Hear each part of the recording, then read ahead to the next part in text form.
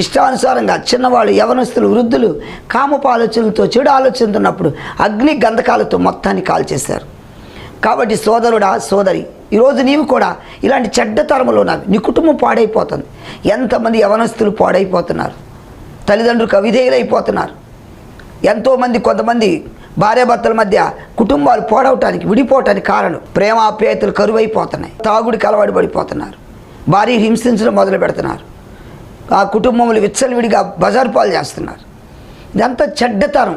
కేవలం దీనికి బానిసలు అయిపోవటం వల్ల గుట్కాలకు, సిగరెట్లకు, పాన్పరాగులకి, త్రాగుడుకు, దీనికి డ్రగ్స్కి ఎడిట్ అయిపోతున్నారు.